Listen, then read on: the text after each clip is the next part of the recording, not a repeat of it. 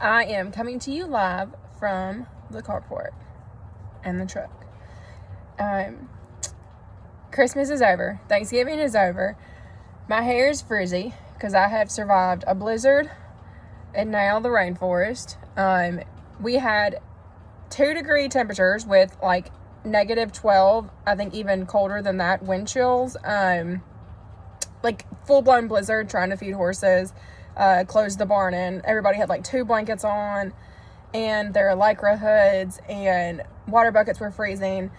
I remember like breathing in and like the inside of my nose would freeze. It was absolutely insane. But in the midst of all that, before, in between, and after, we've been going to some jackpots. And I even went to a rodeo. So one of the jackpots, when we go to this one arena, it's smaller. There's usually a Pee-wee class. I let the kids run. Georgia makes a run almost completely by herself. So let's see this. Well, cowgirls don't cry. Ride, baby, ride. Lessons of life are gonna show you in time. Soon enough, you're gonna know why. It's gonna hurt every now and then. If you fall, get back on again. Cowgirls don't cry. She grew up, she got married. So how cute was she? When we're at home, or like even when we go practice like out in open arenas, she does it by herself. Like she will ride by herself, do rollbacks on the fence. She'll do tuning on Pinky on the barrel pattern. She'll lope around on the rail. But when we get to a show, like, of course, like the jitters, they kick in, and she's like, oh, I just don't think I can do it.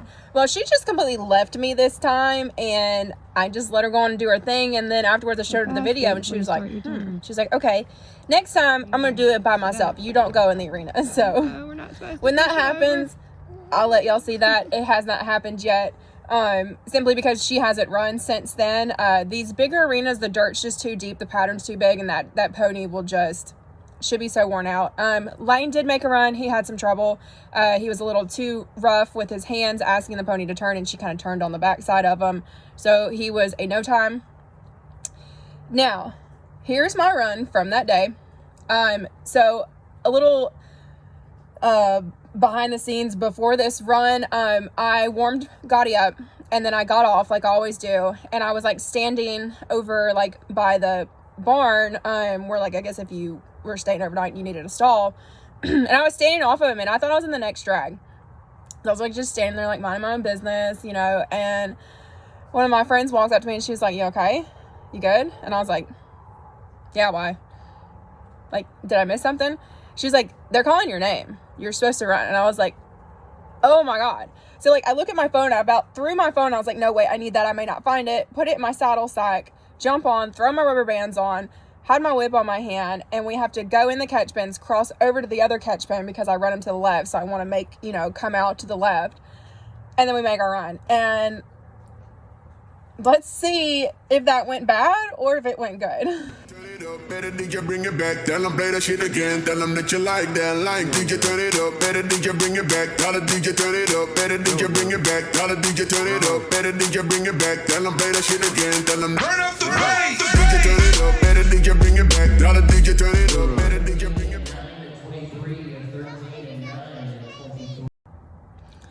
So that was like one of my favorite runs so far on him. That was so much fun. I think he just loved it. I don't know. I don't know. It felt fast. It was fast. He placed. We got some good money off of it. And like on the way home, like when he does that head bob when he's running, like he just like, he knows that he did good and he's just loving life. I love that horse. Okay. So now, and that was, the open. I got second. Here is the next run when, we went to the Super Show. It was the Lucky Dog, and, yeah, let's see how this goes. This arena, I've been getting better here.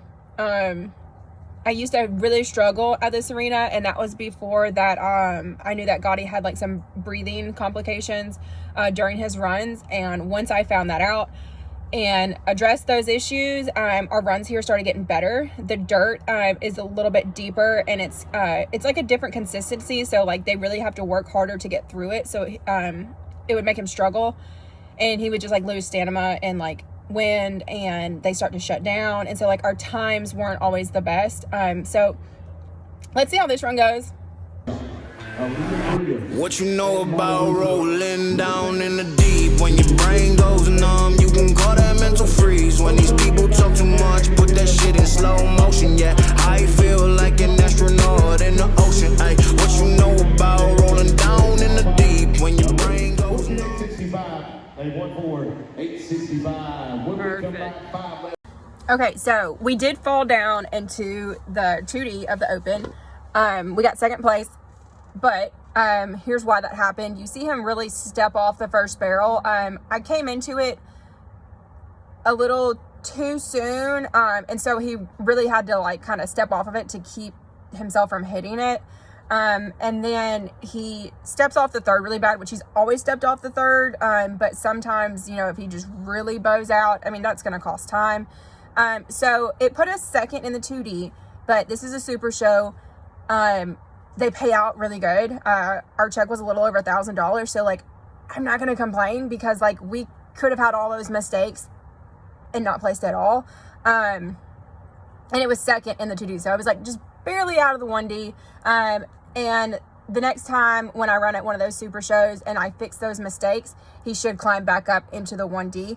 The thing is, if you're, you know, like 5th, 6th, 7th, or 8th in the 1D, while you're still going to get paid out at these super shows, the check's not going to be as big as if you're at the top of the 1D or the top of the 2D. So that's why, like, yeah, it sucks that like my 1D horse ran a 2D time, but the paycheck was nice, especially right around the holidays. And, you know, fuel is high, feed is high, hay is like sky high, and then you need shavings all the time. So we're grateful for it.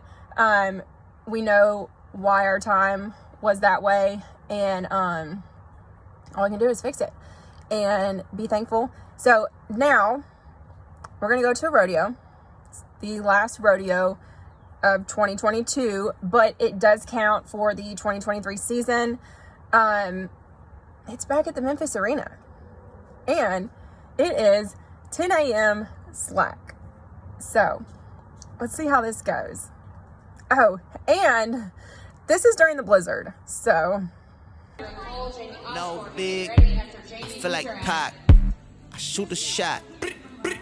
I'm coming in hot.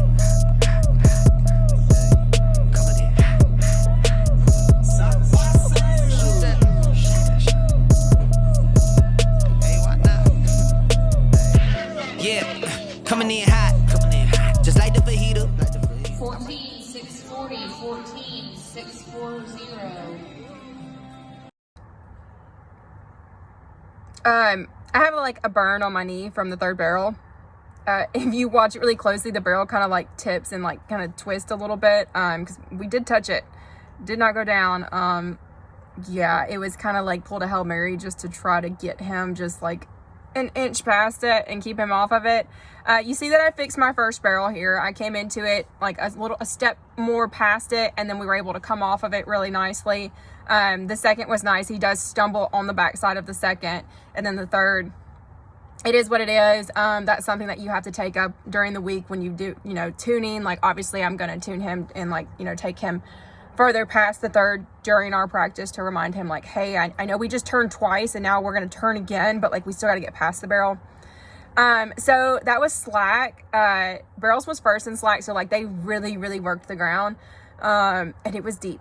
It was really, really deep. Like, yes, we like deep ground, but like that was deep. And so during the perf, the ground's not going to be that deep, which means times are going to be a little bit faster. That's the way rodeo goes. Sometimes it benefits you to be in the slack. Sometimes it benefits you to be in the perf. Sometimes it doesn't matter. Your horse is just freak and they win. So the performance was later. the ground was definitely a little bit more packed down. It still was deep. Like, if you were towards the bottom of the ground, obviously you're going to have more ruts than if you were at the very top of the ground. The fastest time was a 14.5. And then the other 3 holes that were paid out, they only paid out 4. The other 3 holes after that, they were all 14.6s, but they were just a tad faster than my 14.6 because I was a 6.0 and the other ones were like a 6. I was a 6.4. The other ones were a 6.0, a 6.1, and then a 6.2, and then it was my 6.4. So if there was a 5th hole to be paid out, it would have had mine and Rogotti's name on it. There was not. It was only 4 holes, but I'm glad that I got the opportunity to fix that first barrel there, make a good rodeo run, and, clock right there with some really great horses and riders.